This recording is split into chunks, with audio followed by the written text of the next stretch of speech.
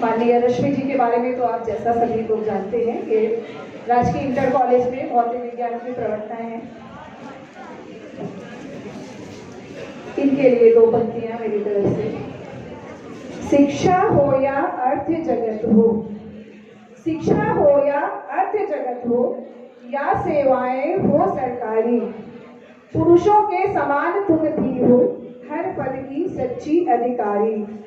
तुम्हें नए प्रतिमान सृजन के अपने हाथों से गढ़ना है, तुम्हें नए प्रतिमान सृजन के अपने हाथों से गढ़ना है। आंधी या तूफान गिरा हो, पथ पर कभी नहीं रुकना है। माननीय रश्मि कुशवाहा जी।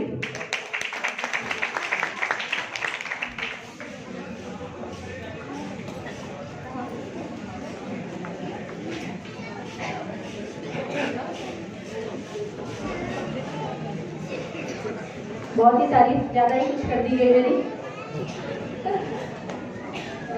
क्योंकि उन्होंने बहुत ज़्यादा तारीफ कर दी। हालांकि ऐसा कुछ है नहीं, बस सबका सहयोग रहा तभी ये कार्यक्रम इस मंजिल तक पहुँचा। माननीय रश्मि जी का स्वागत जरा जोरदार तालियों से कर लीजिए। मेरे बारे में तो तालियां बजाई गई किसी ने।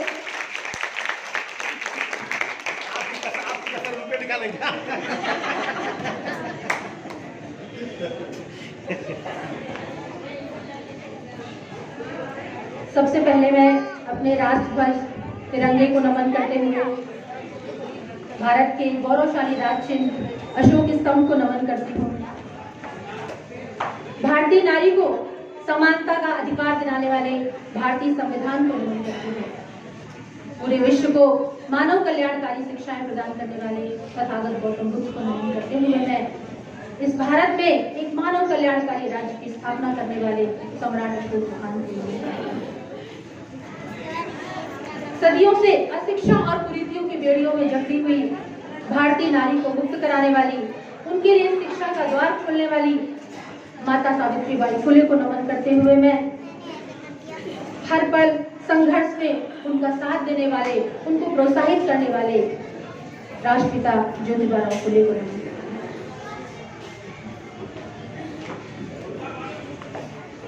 आज हमारे बीच उपस्थित हमारे सम्मानित अतिथिगण डॉक्टर माननीय अलका शाक्य जी, प्रवक्ता botany, professor botany DAV college Kanpur, माननीय गीता मौर्य जी, गाजीपुर की धरती से चल के आए यहाँ तक हमारे साथ, हम बहुत उनके आभारी हैं यहाँ पर आने के लिए। माननीय रीता मौर्य जी, इन्होंने तो बोलकर बहुत उत्साहवर्धन कर दिया हम लोगों का। माननीय माधवी कुशवाहा जी, प्रवक्ता राजकीय पॉलिटेक्निक फतेहपुर, आप अभी निखर रही हैं धीरे धीरे और तेजी से निखरती जा रही हैं। और हमारी बड़ी प्रखर वक्ता, सबसे छोटी हमारी बीनू मौर्य जी ने, जिन्होंने इस कार्यक्रम में आकर के चार चांद लगाए। हमारे बीच उपस्थित हमारे मार्गदर्शक, जिनके दिखाए गए मार्ग पर हम चल रहे हैं, जिनके द्वारा रोपा गया बोधि वृक्ष सम्राट अशोक क्लब भारत के रूप में पुष्पित और पल्लवित हो रहा है।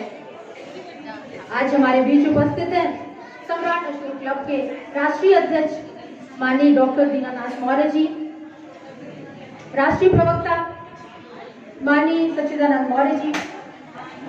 आप दोनों की उपस्थिति ने इस पूरे कार्यक्रम को बुद्ध पूर्णिमा की चांद की रोशनी से भर दिया है। साथ ही सम्राट अशोक क्लब के अन्य उच्च पदाधिकारीगण, सभी जिलों से आए हुए समस्त जिलाध्यक्ष, मेरे सभी महिला साथी, सभी भाइयों और बहनों, आप सभी का मैं हार्दिक स्वागत, वंदन और अभिनंदन करती हूँ। आज यहाँ बैठे इन नारियों के समूह में हमारी माताएं भी शामिल हैं, जिन्होंने अपने जीवन में अथक संघर्ष किया है। तमाम त्याग और बलिदान को संघर्षपूर्ण जीवन उन्होंने जिया है। इस समूह में हमारी बहनें भी शामिल हैं, जिन्होंने घर का काम काज निपटाया, अपने भाई बहनों की देखभाल की, उसके बाद अपनी शिक्षा के लिए उन्होंने तमाम अवरोधों को पार किया है। और इस समूह में हमारी बेटियां भी शामिल हैं, जिन्हें आज भी तमाम संवैधानिक अधिकार मौजूद हैं, तमाम शिक्षा के अवसर मौजूद हैं, लेकिन उसके बाद भी उनका संघर्ष आज भी जारी है। आखिर क्यों इस भारतीय समाज में नारियों को हमेशा से आगे बढ़ने के लिए इतना संघर्ष करना पड़ता है? आजादी के 72 वर्षों बाद भी आज नारियां घरेलू हिंसा, बलात्कार और तमाम शोषणों से मुक्त नहीं हो पाता। आखिर क्या है इसका कारण? इसका सबसे बड़ा कारण है हमारी चुप्पी, अन्याय को लगातार बर्दाश्त करते जाना और गलत का विरोध करने का साहस नहीं। जिस दिन हम गलत का विरोध करने का साहस अपने अंदर ले आएंगे उसी दिन ये समाज जागरूक हो जाएगा। दूसरा सबसे बड़ा कारण है हमारी धार्मिक गुलामी, जिसने हमें हमारे सोचने समझने की शक्ति को बिल्कुल छीन कर दिया है, हमारे वैज्ञानिक दृष्टिकोण को हमसे छीन लिया है। और तीसरा सबसे बड़ा कारण है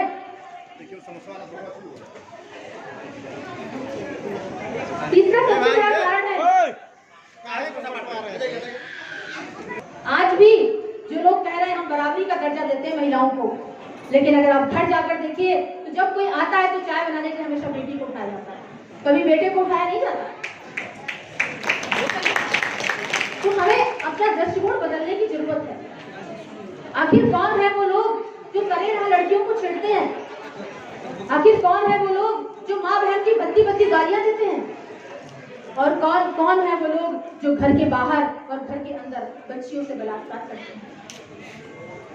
निकाल कर बाहर करो ऐसे कमीनों को, नंगा करो सबके सामने। इनके कारनामों को छुपाने की जरूरत नहीं है। जिस दिन आपकी लड़की को छेड़ता है, चाहे वो आपका रिश्तेदार क्यों न हो, आप जब उसको बाहर सबके सामने ला दोगी उसी दिन से उसके अंदर छेड़ने की प्रवृत्ति खत्म हो जाएगी। तो सबसे बड़ी जरूरत है आज कि अन्याय का विरोध खुलकर करने की, हम सबको सामने आने की। अगर ये प्रॉब्लम स्त्रियों की है, अगर प्रॉब्लम महिलाओं की है, तो आज तक किसी महिला ने अपने अन्याय के खिलाफ आवाज क्यों नहीं उठाई? आप उम्मीद करके बैठी हो कि पुरुष समाज हमारी मदद के लिए आगे आएगा और हमें जो है सर आसमान पे बिठा देगा बिना मेहनत किए। जब इतने सालों के संघर्ष से आज तक आपको आसमान पे नहीं बिठाया गया तो अब क्या कोई बिठाएगा? एक छोटी सी 4 लाइनें बोलती हूँ मैं कि नारी को बांध बंधनों में क्यों ये समाज हर्षाता है, नारी को बांध बंधनों में क्यों ये समाज हर्षाता है। सुनो, उसकी सहनशीलता से ही नर धरती पर आता है। अपने ही लहू की बूंदों से पालन पोषण जीवन देती, अपने ही लहू की बूंदों से पालन पोषण जीवन देती, पर ये समाज स्वार्थ से भरा कब माँ का कर्ज चुकाता है, कब माँ का कर्ज चुकाता है। बंधकर रिश्तों में साथ चले, जीवन के सभी साँचों में ढले, बंधकर रिश्तों में साथ चले, जीवन के सभी साँचों में ढले, पर उसके अस्तित्व की फिक्र किसे वर्चस्व पुरुष का भाता है। सुनो, उसकी सहनशीलता से ही नर धरती पर आता है। स्त्री की आंखों के सपने, स्त्री की आंखों में सपने, वो सपनों में उड़ती है सदा। प्रश्नों के तीरों से घायल कब साथ समाज निभाता है, कब साथ समाज निभाता है। मुझको भी जीवन जीने दो, विनती मैं नहीं करने वाली, मुझको भी जीवन जीने दो, विनती मैं नहीं करने वाली, है प्रबल मेरा अब अंतर्मन, पिंजरों से नहीं डरने वाली। ना रोक सकेंगी दीवारें अब कुंठित रस्मों रिवाजों की, ना रोक सकेंगी दीवारें अब कुंठित रस्मों रिवाजों की। नारी होने का गौरव भी मुझको भी बड़ा सुहाता है। एक माँ अपने बच्चे को जन्म देती है, पालती है, पोसती है, बड़ा करती है, लेकिन हम और हमारा समाज उसको ऐसा क्या सिखाते हैं, हमारा परिवार उसको ऐसा क्या सिखाते हैं कि वो थोड़े दिनों में जैसे ही बड़ा होता हो अपने को सबका मालिक समझने लगता है, अपनी माँ का मालिक, अपनी पत्नी का मालिक, अपनी बहन का मालिक। एक पुरुष प्रधान समाज का पुरुषत्व उसके सर पे हावी होने लगता है और वो याद दिलाता है स्त्रियों को उनके कर्तव्य, और जब वो औरत अधिकारों की बात करती है तो वो उल्टा और चरित्रहीन होती है। तो हमें यहाँ पे सबसे ज्यादा जरूरत है कि अपने बच्चों को, अपने बेटी और बेटों को समान शिक्षा देने की, समान अधिकार देने की, समान सम्मान देने की। जहाँ एक लड़की को जरूरत है कि उसको स्वाभिमान से जीना सिखाएं, वहीं एक लड़के को भी सिखाएं कि वो स्त्रियों का सम्मान करें। जिस दिन हम स्त्री और पुरुष को बराबर के पहलू में लाकर खड़ा कर देंगे, हमारा समाज अपने आप सुधर जाएगा। हम अपनी लड़कियों को सिखाते हैं कि बेटा दुपट्टा ठीक से ओढ़ो, पर्दे में रहो, घूंघट करो, लेकिन हम अपने बच्चों को, अपने लड़कों को कभी नहीं सिखाते कि स्त्रियों की तरफ बुरी नजर से मत देखो। जिस दिन पुरुषों की नजर सही हो जाएगी, उस दिन स्त्रियों को किसी पर्दे की जरूरत नहीं है। हम अपनी लड़कियों को सिखाते हैं बेटा डोली में जाना और अर्थी में वापस आना, चाहे कैसा भी ससुराल मिले लेकिन निर्वाह करना। लेकिन क्या हमने अपनी कभी लड़कों को सिखाया है कि जो दूसरे घर की लड़की आ रही है उसको इज्जत और सम्मान देना, उसको पत्नी ने, उसको सेविका नहीं, उसको जीवन साथी समझना और उसको वही सम्मान और अधिकार देना जो परिवार के अन्य सदस्यों को होता है। तो सबसे बड़ी सोच देखिए, अगर किसी का बच्चा लड़की को छेड़ करके आता है, किसी का लड़का लड़की को छेड़ करके आता है, कोई दिक्कत नहीं है। बलात्कार करके भी आता है तो भी कोई दिक्कत नहीं है। लेकिन अगर वो प्रेम विवाह कर देता है तो सारे समाज में आग लग जाता है, लोग उसको तुरंत मारने को उतारू हो जाते हैं। इसका मतलब यह है कि हमारे समाज में बलात्कार की कोई दिक्कत नहीं, बला कोई कुछ गजब नहीं हुआ, लेकिन प्रेम विवाह हो गया तो गजब हो गया। तो जरूरत है हमें तो अपनी सोच को बदलने की। यहाँ उपस्थित माताएं तो ध्यान दें ही, लेकिन मैं पिताओं से भी अनुरोध करूंगी कि वो अपने इस तरह की मिसाल अपने बच्चों के सामने प्रस्तुत करें ताकि बच्चे उनका अनुसरण कर सकें। अगर आपको सीखना है तो गौतम बुद्ध से सीखिए, जिनके सामने उनके पिता ने सुंदर स्त्रियों की लाइन लगा दी लेकिन वो एक बार भी कहीं मजबूत नहीं हुए। अगर सीखना है तो चंद्रगुप्त, अगर शिक्षा देनी है तो चंद्रगुप्त की मां की तरह देना सीखिए अपने बच्चों को, जिन्होंने ऐसी शिक्षा दी कि एक अखंड भारत का निर्माण हो गया। अगर सीखना है तो ज्योतिबा फुले से सीखिए, जिन्होंने अपनी पत्नी का इतने संघर्षों में, इतनी मुसीबतों में कभी भी मनोबल डाउन कम नहीं होने दिया, उनका हर संघर्ष में उनका साथ दिया। तो जरूरत है कि जितनी जिम्मेदारी यहाँ महिलाओं की है उतनी जिम्मेदारी यहाँ पुरुषों की। दूसरा सबसे बड़ा जो कारण है हमारे बीच हमारी बैठी हुई इतनी माताएं बहनें, मैं इनसे कहना चाहूंगी कि सबसे बड़ा जो शोषण का कारण है वो हमारी धार्मिक गुलामी है। इस धार्मिक गुलामी ने हमें सोचने समझने की हमारी शक्ति को छीन कर दिया। अगर हमसे कोई कह देता है कि छींक आना अपशकुन है, खाली बाल्टी देखना अपशकुन है, और पीरियड्स में किचन में जाना गलत है, तो हमने उसको सदियों से हम उसमें मानते चले आ रहे हैं। एक छींक आना एक स्वाभाविक प्रक्रिया है। अगर सांस लेने में कुछ आ जाता है तो क्या होगा, उसका हमारा शरीर उसको पूरी ताकत से बाहर निकाल देगा। बिल्ली है, इधर उधर घूमेगी, रास्ता काटेगी, उससे क्या फर्क पड़ता है? क्या इसके पीछे कोई वैज्ञानिक दृष्टिकोण है? पीरियड्स में वो पीरियड्स जिसको लोग हम बुरा मानते हैं, खराब मानते हैं, वो पीरियड्स क्या है? अगर पीरियड्स नहीं होते तो किसी भी बच्चे का यहाँ पे जन्म नहीं होता। पीरियड्स इसी गर्भाशय में इसी पीरियड के इकट्ठा होने से एक बच्चा उसी से पोषण लेता है, उसी से बड़ा होता है। और ये कोई शर्म की बात नहीं है, ये एक हर महिला के लिए गर्व की बात है, शान की बात है। और इसी तरह से धीरे धीरे हम लोगों ने तमाम कुरीतियों को मानते हुए तमाम तरह की यातनाएं झेली हैं। लोगों ने हमारा बहुत शोषण किया है, तमाम तरीके की कुरीतियां। उनमें जब धर्म शामिल हो गया, कुरीतियों में जब धर्म शामिल हो गया तो उसी कुरीतियों ने धर्म के नाम पर महिलाओं की जान लेनी शुरू कर दी।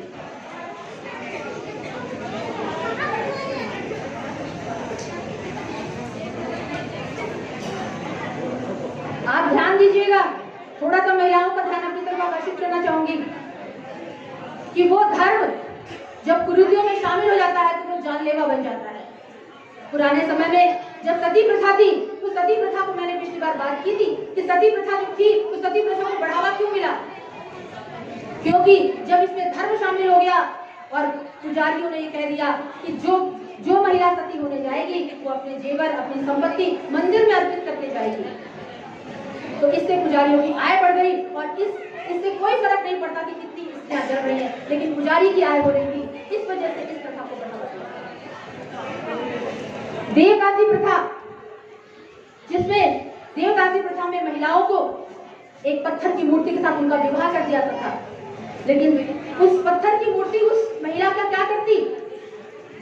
धीरे धीरे पुजारी उसका शोषण करने लग गया, और जब वो अपने से उसका मन भर गया तो उसने बाहर के लोगों में उस औरत से वेश्यावृत्ति करानी शुरू की। उससे उस पुजारी की आय बढ़ गई और धीरे धीरे इस प्रथा को बहुत बढ़ावा मिला। तो आपका जीवन कितना अमूल्य है, इससे कोई फर्क नहीं पड़ता किसी को, लेकिन आप धर्म के साथ कितनी चिपकी हैं, इससे बहुत बड़ा फर्क आपको पड़ता है। छोटी छोटी अबोध बालिकाओं में बाल विवाह को बढ़ावा दिया गया। लोगों में यह फैला दिया गया कि अगर कन्या का मासिक धर्म शुरू होने से पहले अगर उसका विवाह नहीं किया गया तो आप नर्क में जाओगे। सोचिए, इतनी छोटी सी बात हम लोग के दिमाग में भर गई और छोटे छोटे बच्चों की शादियां होनी शुरू हो गई। यहाँ तक ग्रंथों में यहाँ तक लिखा गया कि 8 वर्ष की बच्ची का विवाह 24 वर्ष के पुरुष के साथ कर दिया जाए और 12 वर्ष की बच्ची का विवाह 30 वर्ष के पुरुष के साथ कर दिया जाए। सोचिए, एक छोटी छोटी बच्चियां 8 साल की 12 साल की बच्चियों को बलात्कार का एक धार्मिक मान्यता मिल गई कि चाहे जितना बलात्कार करो, और कोई भी पुरुष इस बात का विरोध नहीं करेगा क्योंकि उसकी तो वासना की पूर्ति हो रही थी। तो क्यों विरोध करता वो? ये हमें सोचने की जरूरत है। आज भी तमाम महिलाएं आश्रमों के सामने लाइन लगाती हैं। आशाराम, राम रहीम, वीरेंद्र दीक्षित जैसे तमाम धर्मगुरुओं का शिकार हो गई। क्यों? सिर्फ धर्म के नाम पर। धर्म के नाम पर आपकी लाइनें लगेंगी, आपका शोषण होगा, आपको पता नहीं चलेगा। एक सबसे बड़ी बात यह है कि हम ऐसे ग्रंथों का पालन करते हैं जिनमें ऐसे महापुरुष हैं, ऐसे देवता हैं जिन्होंने कभी स्त्रियों का सम्मान नहीं किया। इंद्र जब अहिल्या का बलात्कार करता है तो अहिल्या को पत्थर बना दिया जाता है और इंद्र को देवराज कहा जाता है। और युधिष्ठिर जब बड़ी सभा में अपनी पत्नी के वस्त्र उतरवाता है तो उसे धर्मराज कहा जाता है। तो हम देवराज और धर्मराज की संज्ञा हम किन महापुरुषों को दे रहे हैं, ये हमें सोचने की जरूरत है। एक व्यक्ति जब अपनी गर्भवती पत्नी को बाहर निकाल देता है और एक स्त्री के नाकान काट लेता है तो उसे मर्यादा पुरुषोत्तम कहा जाता है। और जब वही एक ऐसा दूसरा व्यक्ति जिसने महीनों एक स्त्री की रक्षा की तो उसे हर समय हर वर्ष जलाया जाता है। ये कैसा हमारा दृष्टिकोण है, ये कैसी हमारी वैज्ञानिक सोच है जिससे हम लोग निकल नहीं पा रहे हैं। हमें अपनी सोच बदलने की जरूरत है। हमें नहीं सुनना ऐसी घटिया कहानियां, हमें नहीं विश्वास करना ऐसी चीजों पर जो महिलाओं को शोषित करती हैं, जो महिलाओं की जिंदगियां ले रही हैं। अगर बनना है आपको तो यशोधरा जैसा बनिए, क्योंकि उनके त्याग और बलिदान से दुनिया को गौतम बुद्ध मिले। अगर बनना है तो माता सावित्रीबाई फुले जैसा बनिए, जिन्होंने कदम कदम पर स्त्रियों के लिए संघर्ष किया। अभी हमने तमाम बातें माता सावित्रीबाई फुले के लिए सुनी। उनके लिए तो जितना कहा जाए उतना कम है। कितना कठोर समाज उस समय रहा होगा जब उन्होंने इन कुरीतियों से लड़ा होगा, और उन्हीं के लड़ाई के कारण ही महिलाओं की इन कुरीतियों से मुक्ति मिल पाई। उस समय अंग्रेजों की सरकार थी, अंग्रेजी सरकार जागी और उन्होंने महिलाओं के लिए सती प्रथा, देवदासी प्रथा और बाल विवाह जैसी चीजों के लिए कानून बनाए। सबसे बड़ी बात आपको सोचकर हैरानी होगी कि पहली बार बलात्कार के खिलाफ कानून अंग्रेजी सरकार ने बनाया। उससे पहले कोई भी दंड नहीं था बलात्कार। तो हमें हमेशा से माता सावित्रीबाई फुले का ऋणी रहना चाहिए। उनके संघर्ष को याद करिए। हमारा संघर्ष आज बहुत कम है। माता सावित्रीबाई फुले जो थी वो एक कवित्री भी थी। उनकी 6 पुस्तकें पूना में प्रकाशित हुई थी और उन्होंने अपने पति के साथ मिलकर के सत्यशोधक समाज की स्थापना की थी।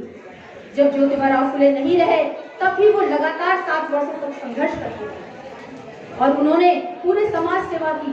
सब जगह अपनी सत्यशोधक समाज के माध्यम से उन्होंने भोजन पहुंचाया, लोगों की घर घर जाकर सेवा की। उन्होंने इतने संघर्ष कर उनकी अपनी कोई संतान नहीं हो पाई तो तो उन्होंने एक विधवा के नाजायज बच्चे को गोद ले लिया और उसका नाम, अपने पुत्र का नाम रखा यशवंतराव और उसी का पालन पोषण किया। उन्होंने उन विधवाओं के बच्चों के लिए आश्रम खोला जिन्होंने, जो विधवाएं उन दुष्टों का शिकार हो जाती थी कि वो नाजायज बच्चों को जन्म देना पड़ता था उन्हें, ऐसे विधवाओं का जीवन बचाने के लिए उन्होंने अनाथ आश्रम खोला। तो माता सावित्रीबाई फुले के जन्मोत्सव पर आइए हम सब लोग प्रण लें कि महिलाओं का हम सम्मान करेंगे, महिलाओं का आदर करेंगे और उनके रास्ते में कम से कम बाधा तो मत बनेंगे। बाधा आप नहीं बनेंगे, भले ही सहयोग करें ना करें, महिलाएं अपने आप आगे निकल जाएंगी।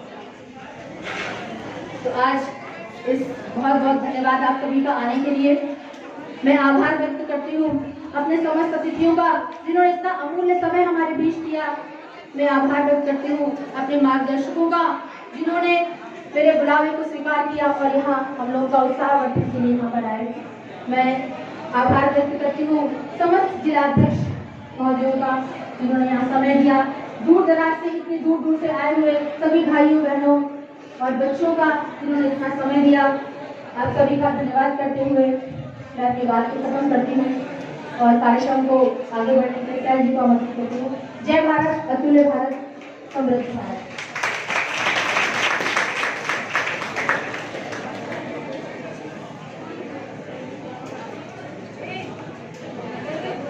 धन्यवाद माननीय